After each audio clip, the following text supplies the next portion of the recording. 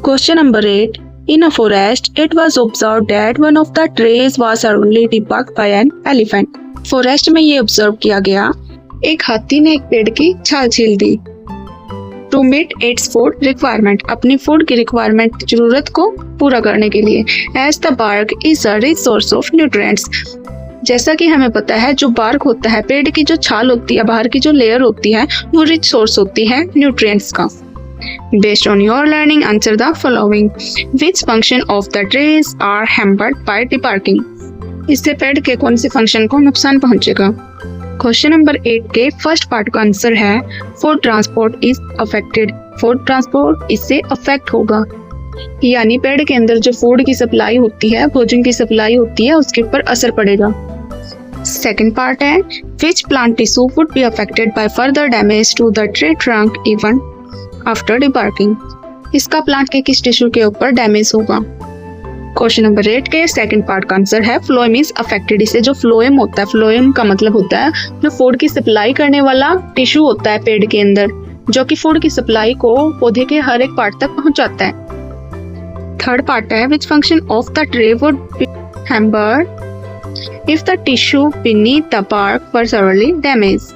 इससे पेड़ के कौन से फंक्शन को हैम्पर होगा, नुकसान होगा?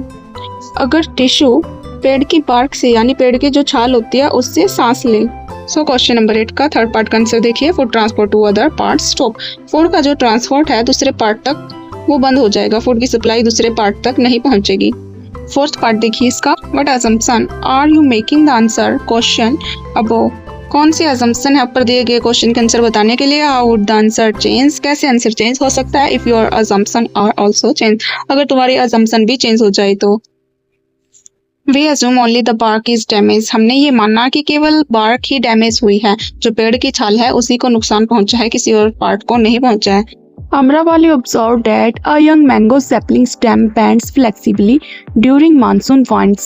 अमरापाली ऑब्जर्व करती है कि यंग मैंगो की जो सैपलिंग स्टेम होती है, यानी जो उसकी टहनी होती है, वो फ्लेक्सिबल तरीके से मुड़ जाती है मानसून के टाइम पर एंड डज नॉट ब्रेक, और टूटती नहीं है।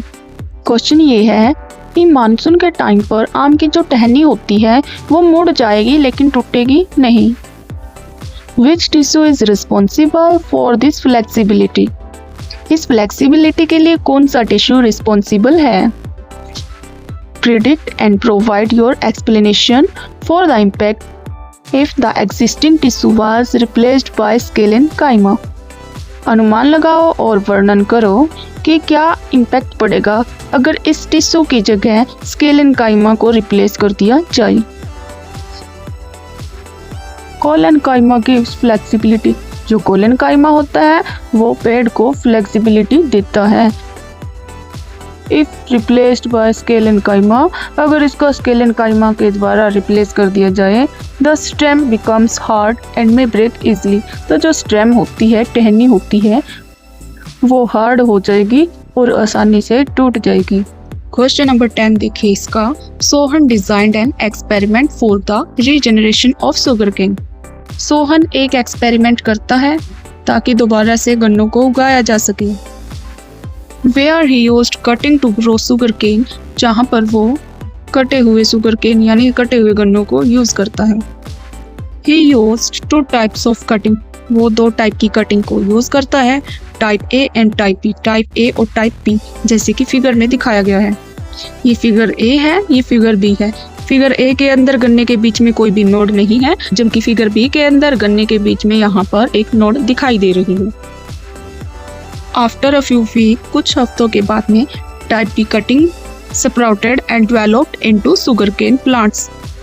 टाइप बी की जो कटिंग है वो फूट जाती है और ग्रो करने लगती है एक गन्ने के प्लांट्स के रूप में। Whereas the type A cutting did not sprout, जबकि जो टाइप ए की जो कटिंग है वो फूटती नहीं है। तो इसके बेस पर क्वेश्चन है फर्स्ट, इसका फर्स्ट पार्ट है why were the type B cutting able to grow as sugarcane but type A could not। जो टाइप बी की कटिंग है वो गन्ने के रूप में ग्रो होने लगती है, जबकि टाइप ए की कटिंग गन्ने के रूप में ग्रो नहीं होती है, क्यों? आंसर है इसका क्वेश्चन 10 का फर्स्ट पार्ट पर, type be had a node, क्योंकि टाइप बी के अंदर नोड है। जो गन्ने के बीच में जो गांठ होती है उसको नोड बोलते हैं। सो इट ग्रू, इसलिए ये ग्रो करती है। इसी के बेस के ऊपर सेकंड पार्ट दिया गया है। What difference was present in type B compare to type E. क्या डिफरेंस है टाइप ए और टाइप बी की कटिंग के अंदर। टाइप बी हैड अ बड, यानी टाइप बी के अंदर बड है, नोड बोलते हैं जिसको, यानी जो गांठ होती है गन्ने के अंदर वो है, जबकि ए के अंदर नहीं है। क्वेश्चन का थर्ड पार्ट है व्हाट ऑब्जर्वेशन और measurement was made to determine whether this change had an effect. क्या ऑब्जर्वेशन या फिर क्या मेजरमेंट किया जा सकता है अगर इस चेंज से कोई इफेक्ट हो। स्प्राउटिंग एंड ग्रोथ पर ऑब्जर्व, यानी गन्ने की उस स्टेम का फूटना, एंड ग्रोथ पर ऑब्जर्व, और जो गन्ने की जो स्टेम फूटने की वजह से जो ग्रोथ हुई है वो ऑब्जर्व की जा सकती है। नेक्स्ट पार्ट है what parameters would be kept the same for both type of cutting to ensure a fair comparison. दोनों टाइप की कटिंग को करने के लिए कौन कौन से पैरामीटर इनकी फेयर कंपैरिजन करने के लिए हम रख सकते हैं। आंसर है कि water, soil, light and temperature the same. दोनों कटिंग के अंदर water, soil and light temperature जो जो पौधे की रिक्वायरमेंट होती है दोनों सेम रखे गए हैं।